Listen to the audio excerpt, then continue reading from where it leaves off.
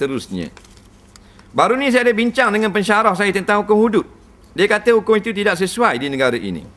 Sebagai contoh, dikatakan seorang pencuri telah disabitkan dengan kesalahan, tapi dengan tiba-tiba dia mengisytiharkan bahawa dia telah keluar daripada Islam. Bagaimana cara menjatuhkan hukuman terhadapnya? Kedua, bagaimana penzina muslim dan penzina kafir dibicarakan? Adakah penzina kafir terlepas daripada hukuman? Sila jelaskan. Saya juga ada beritahu ke pensyarah saya bahawa perkara ini bukan kerja kita, tapi kerja hakim. Dia tetap dengan pendirian dia. Tolong bantu saya. Baik, dia bincang dengan pensyarah dia. Pensyarah dia kata tak sesuai, dia kata. Hukum hudud ni. Pasal dia pertikaian lah dalam bab ni. Jadi tu orang nak panggil bukan tak sesuai. Orang tu panggil tak molek atau tak betul.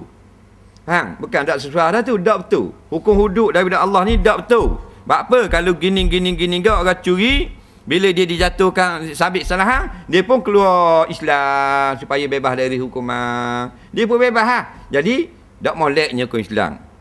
Pensyarahmu ni bodoh pada lembu ni. Tak? Dan mu pensyarah bagi dia. Bagi matematik. Baik, awak tengah mengajar atau tengah buat kertas kerja, mari kanak-kanak, mari pelajar nak capur tangan kertas kerja awak, pensyarah. Marah tak? Dan ni mu bodoh dalam bab hukum agama, tak usah cara lah. Kalau anak murid mu cara hak kerja, mu marah.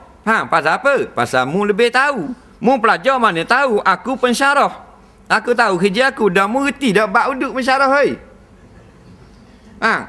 Orang kata tak boleh cara pasal bukan bidang kita. Nak cara juga, gila babi. Betul tak? Bagi orang, tak boleh cara dia. Dia boleh cara hukum tu hang. Ni bukan manusia ni. Hipokrit. Dalilnya, siap belaka dah hukum. Kitab-kitab bab hudud saja, yang hukum-hukum, macam-macam hukum cabang, kalau maknanya nak ripung lah, penuh stadium. Lebih besar pada kitab-kitab konong-konong buku-buku jenayah undang-undang hak sibir ni. Mana segala hukum ada belaka dah. Kalau gini, kalau gini. Dah pergi kita jahit masuk capur kau. Dah jadi istihad murtad. Atas hakim yang kata potong tangan kau. Orang potong kan tangan tu. Nak lari mana? Sengaja mereka highlightkan bahawasanya kalau orang bukan Islam, tak kena hukum. Supaya kita nampak, tak adil gitu. Padahal hakim boleh pilih. Nak kena hukum kau? Boleh. Sebab zaman Nabi pernah nak pakai hukum Taurat, nak pakai hukum Quran. Tu kata pakai Taurat. Pasal kita ada Quran kena hukum watang. Dia pun pergi ambil Taurat. Nak kena hukum Taurat. Bila ambil Taurat, dia pergi tutup dengan tangan dia. Cik baca hukum Taurat ke mana? Dan mu tak mu kena hukum hudud kan? Dia pun baca.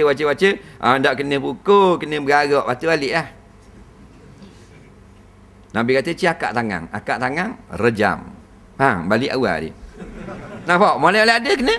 Jadi atas pilihan. Dia kata bab zina pula kan mana ni? Profesor, hak bodol tu. PhD tapi lembu. Sama tak? Bapa dah cakap dia kata kalau berzina dengan orang kafir tak kena hukum. Tok mu tak kena. Mu belajar tak kitab hukum bab zina dengan orang kafir? Orang kafir ni kena hukum. Melainkan dalam agama dia ada juga hukum berat. Maka tak kena hukum hudud Islam, kena hukum agama dia. Bukan bebas. Dia kata bebas. Nampak tak adil? Pasal apa? Mu kafir ni orang Islam. Apa mu berzina dengan dia? Mu kena kat hukum. Dia berzina dengan kafir, tak kena. Ni lagi berzina dengan Islam. Mu kena. Ni 100 watang. Mu 100 watang. Ni rejam. Mu rejam. Nampak tak?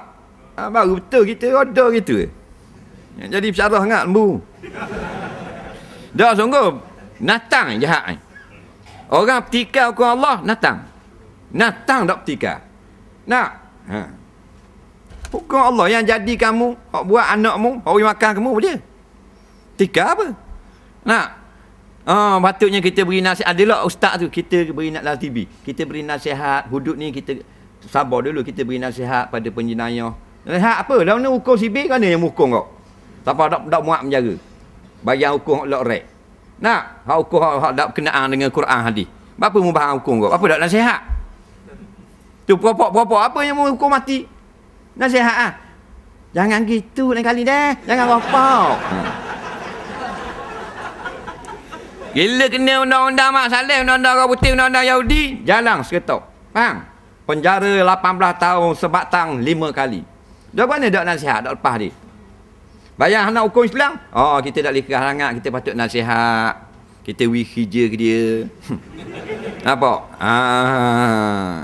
Dia apa tu? Dia kena sekarang ni isu hudud ni sebenarnya satu kebaikan kepada kita kerana kita boleh mengenal siapakah munafik, kerana munafik ni dia tak nampak. Dia tersembunyi.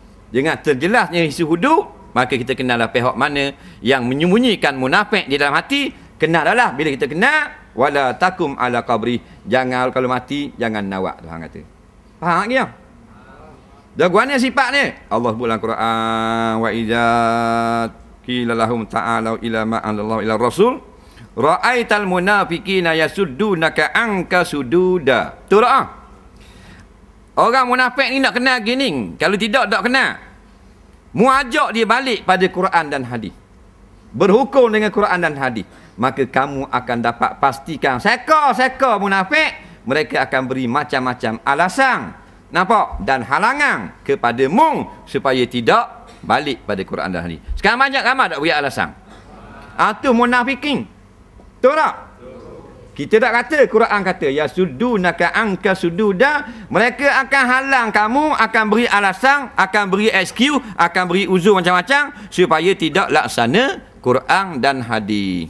Sebelum tu ra'aital munafikin. Kalau kita ngaji tafsir, ra'aita tu duduk pada tempat jawab. Jawabnya apabila dia ajak kepada balik Quran hadis, jawabnya kamu akan dapat lihat munafikin, nampak, akan membuat alasan dan keuzuran supaya tidak kamu laksanakan. Jelas. Tak payah tafsir, terjemah. Kalau tafsir negak terus. Tak? Jadi jelaslah boleh kenal sekarang hikmahnya siapa munafik. Tak, bila munafik Allah kata ke mana? Jangan sembahyang mayat mereka. Betul tak? Jangan ziarah kubur mereka kalau mati. Tu. Ni masalah. Nak? Ada apa-apa? Beres.